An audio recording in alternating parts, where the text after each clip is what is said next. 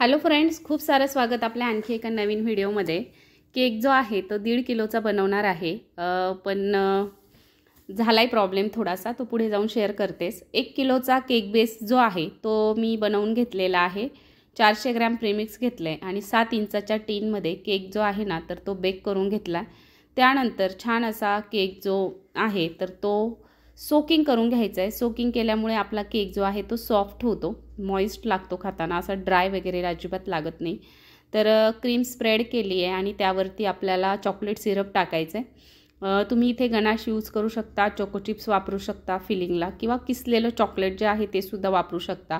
Black forest cake आहे तर तुम्ही थोडंसं स्ट्रॉबेरी क्रशसुद्धा इथे यूज करू शकता। तर या पद्धतीने इथे केक जो आहे तर तो रेडी होतो आहे आणि तुम्हालासुद्धा आवडेल, पुढे जाऊन तुम्ही बघालच। ॲक्च्युली झालं असं की कस्टमरने सांगितलं पहिल्यांदा की केक 1 किलोचा पाहिजे, म्हणून 1 किलोचा बेस बनवला आणि नंतर त्यांचा परत फोन आला, ऐनवेळी आला, म्हणजे अगदी त्यांना केक घेऊन जायच्या थोडा वेळ आधी किंवा माझे केक झाल्याच्या नंतर। मग मी काय केलं, शॉपसाठी एक हाफ केजीचा केक बनवलेला होता, तोच यावरती उचलून ठेवला। म्हणजे मग वेळही नव्हता आणि तितक्या वेळ सेटही झाला नसता, अशा बऱ्याच गोष्टी होत्या। आणि केक म्हणाल तर आपल्या शेजारीचं एक शॉप आहे, तिथे त्यांचा कोणाचा तरी बड्डे होता आय थिंक, तेव्हा त्यांनी नेला होता, त्यांना खूप आवडला आणि त्यांनी लगेचच फोन करून रिप्लायसुद्धा दिला की केक खूप छान होता। आणि नेक्स्ट टाईम पुन्हा अशाच एका केकचीसुद्धा परत ऑर्डर आली होती मला, पण हाफ केजीचीच होती। त्यांना असा चॉकलेटची ते बोलले की चॉकलेटच्या जाळीचा केक पाहिजे, तर तेव्हा मला थोडंसं हसूही आलं होतं।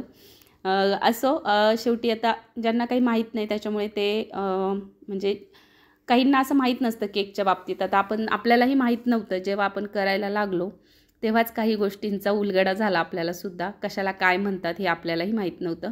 तर असो, आता ह्याची मी फिनिशिंग करून घेते, फिनिशिंग छान करायची आहे आणि आता आपल्याला याला चॉकलेटची पूर्ण जाळी जी आहे, किंवा कॉलर केक म्हणतात ॲक्च्युली याला, तर ती आपल्याला लावायची आहे। कॉलर केक करताना काय काय गोष्टींची काळजी घ्यायची हे सुद्धा सांगणार आहे। सगळ्यात महत्त्वाची गोष्ट, आपल्या केकची जी हाईट आहे तेवढीच आणि तेवढीच आपण प्लॅस्टिकची किंवा जी शीट आहे तिची स्ट्रीप कट करून घ्यायची आहे, अगदी थोडीसुद्धा जास्त घ्यायची नाही। जेवढा केक आहे हाईटचा तेवढ्याच हाईटची घेतली की मग ती अजिबात मोडत किंवा तुटत नाही आणि आपल्यालाही फारसा प्रॉब्लेम होत नाही। पण माझ्या बाबतीत जे चुका झाल्यात त्या मी इथे तुम्हाला सांगते। तर आता ह्याची फिनिशिंग करून ठेवली आणि हा जो अर्धा किलोचा मी शॉपसाठी बनवून ठेवला होता तोच घेतला आणि त्याला म्हटलं फिनिशिंग करावं, कारण त्यांनी ऐनवेळी सांगितलं की 1.5 किलोचा होईल का त्यात, तर तो तर मी एक 1 केजीचाच बनवलेला। म्हटलं ठीक आहे चला, शॉपसाठीचा आहे हाफ केजी, त्यामध्ये मी करते ॲडजस्ट, तर हो बोलले ते। आणि आता त्यांना मी पूर्ण करून देणार होते केक। आणि कॉलर केक म्हटलं तर मग आपण पूर्ण आपल्याला ज्या प्लॅस्टिकच्या स्ट्रिप्स किंवा ज्या जो पेपर येतो, ज्या शीट्स येतात, OHP शीट म्हणू शकता, किंवा आपण फोटो प्रिंटला जे मागच्या साईडने असतात प्लास्टिक, तेही चालेल। या पद्धतीच्या स्ट्रिप्स मी कट करून घेतल्यात। ह्या ॲक्च्युली माझ्या पहिल्याच आहेत, कधी कॉलर केक बनवायचा असेल तर मी ह्या स्ट्रिप्स यूज करते। हे आपल्याला परतही यूज करता येतात, त्याच्यामुळे मी तशाच ठेवल्या होत्या। आणि पण झालं असं की माझ्या केकपेक्षा स्ट्रिप्सची हाईट थोडीशी जास्त झाली, त्याच्यामुळे थोडासा प्रॉब्लेम झाला आहे, पुढे जाऊन तुम्हाला कळेलच सगळं। आणि आता आपल्याला ज्या झिगझॅग्स लाईन्स आहेत, तुम्हाला पाहिजे तसे पॅटर्न्स तुम्ही याच्यावरती बनवू शकता। गोल गोलचा पॅटर्न घेऊ शकता, अगदी कसाही, म्हणजे आपल्याला जसा आवडेल तसा, एकदा आडवा, उभा, तिरका, सरळ, असा कसाही घेऊ शकता। पण घेताना थोडीशी बारीक जाळी आली पाहिजे, या पद्धतीने घ्या। जर का मोठे मोठे ठेवले तर मग ते तुटलं जातं, हेही एक ड्रॉबॅक आहे। आता तुम्हाला केकला लावल्यावर समजेल की माझा कसा प्रॉब्लेम झाला आहे आणि कसं तुटलं, म्हणजे तरीही मी त्यातल्या त्यात बनवायचा प्रयत्न केलाच। आपण कसं आहे की अजिबात सोडत नाही काही झाल्याशिवाय। तर आता इथे बघू शकता केक केवढा आणि माझी जाळी केवढी। ॲक्च्युली हे केकच्या एवढंच पाहिजे होतं, पण ते नाही जमलं। आता हा केकवरती ठेवण्याच्या आधीच मी याला जाळी लावून घेतली, म्हटलं थोडीशी, आणि खाली थोडासा डिफरन्स ठेवला आहे, तुम्ही बघू शकता, म्हणजे जेणेकरून मला हे व्यवस्थित हा केक उचलून त्याच्यावरती ठेवायचं आहे, म्हणजे 2 टियर कॉलर केक ह्याला म्हणू शकता। असे केक करताना खरंच थोडासा नाकीदम येतोच, पण कसं असतं, कस्टमरची एक डिमांड, ॲक्च्युली हे कस्टमरची काहीच डिमांड नव्हती, मी माझ्या मनानेच हा केक बनवला होता। तर बघा किती हाईट झाली केकपेक्षा वरच्या कॉलरची. जर हाईट नसती ना तर थोडंही तुटलं नसतं.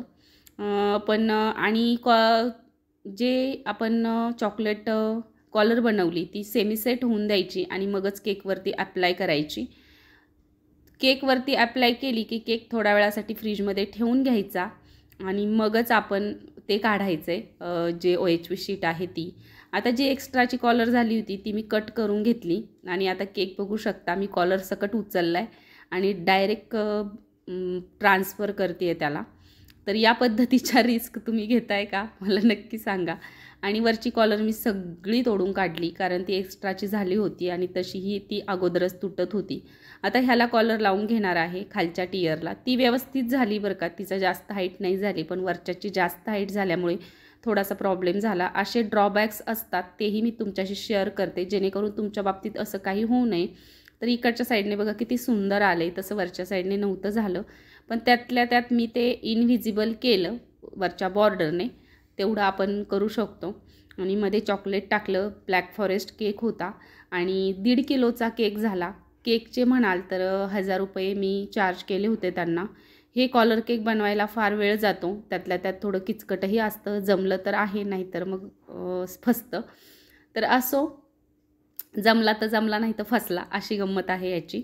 तर काही चेरी ठेवून घेते, त्याशिवाय ब्लॅक फॉरेस्ट केक कंप्लीट होतच नाही. तर 2 टियरचा कॉलर केक शिवाय ब्लॅक फॉरेस्ट केक तुम्हाला कसा वाटला हे कमेंट करून सांगायला विसरू नका. आवडला तर एक लाईक नक्की करा, शेअर करा, सबस्क्राईब करा. भेटूयात अशाच एका नवीन व्हिडिओमध्ये. तोपर्यंत बाय.